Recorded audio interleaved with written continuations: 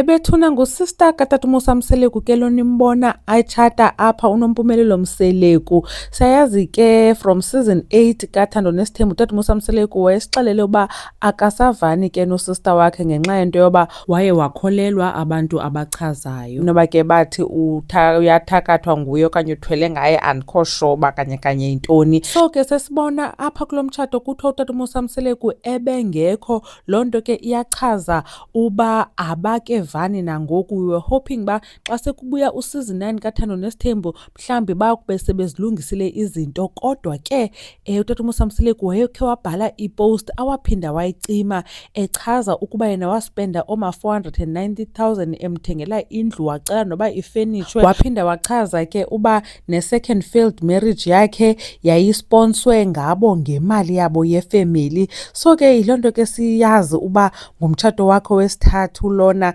Hey, hayi sana unayo intlahla yokutshata untombo. But ke sabasathini ke bethunane sawukuthi congratulations kuNompumelelo Mseleku kumtshato wakhe. Hopefully ke sawubona more videos and pictures side sibone nomyeni lo wakhe. Ndimazi ke enabantwana ababini, ukhona ke lo umdala sasimbona nakuThando Nesithembu, and then ngoku ephinda etshatiswa wayemithi umntana wesibini. So yeah, ndazi aba bantwana babini. Anyways, enkosi kakhulu bethunani ngokuthi nibukele le video. Khanikhe nitshone naba nicinga ntoni ngayo. Umamgobhozi uyanibona kwivideo elandelayo.